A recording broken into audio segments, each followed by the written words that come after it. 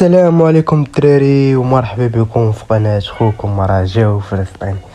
غادي ندويو على موضوع اللي كلشي كيسول عليه اللي هو ماتش الرجاء العالمي وفالنسيا الاسباني، وشكون اللي غادي يمشي من الرجاء في هذا الصيف وشكون اللي غادي يجي في هذه الانتقالات الصيفيه.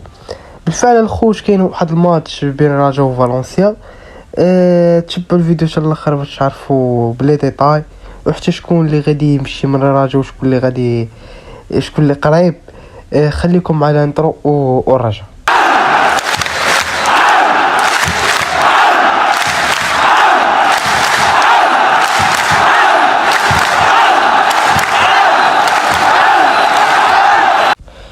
كما قلنا الخوت غادي تلعب ماتش ودي ضد فالنسيا بتاريخ 13 غش، والبعثه غالبا غادي تكون نهار 11 غشت.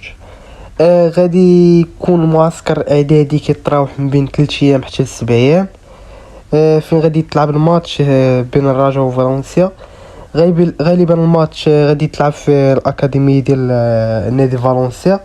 علاش غادي تلعب في الاكاديميه وماشي في التيران ديال فالنسيا التاريخي ديالهم؟ التيران كيتصايب وكيتعرض للاصلاحات، غالبا غادي تلعب الماتش في الاكاديميه ديالهم. هاد الماتش ماشي وديه عاديه، هاد الماتش هو اختبار الاداره الرياضيه واللاعبين اللي جابوا، وغادي يحدد مصير كبير في اللاعبين، شكون اللي غادي يبقى وشكون اللي غادي يمشي.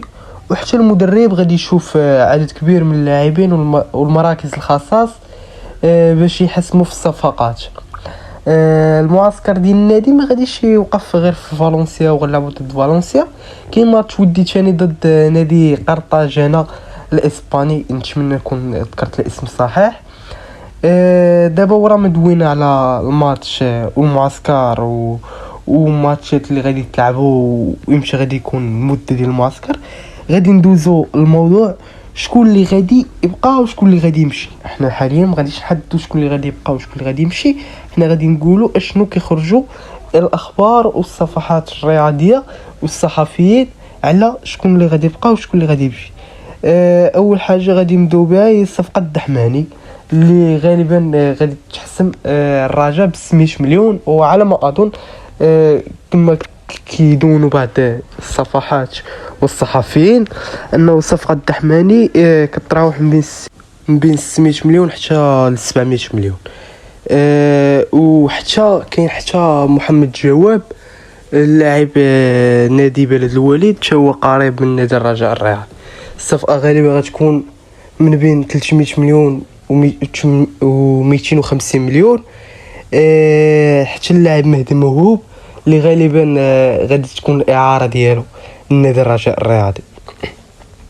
في من اللاعبين اللي قراب انهم يمشيو الرجاء والاداره الرياضيه حاطاهم في اللائحه ديال اللاعبين المغادرين ديال النادي.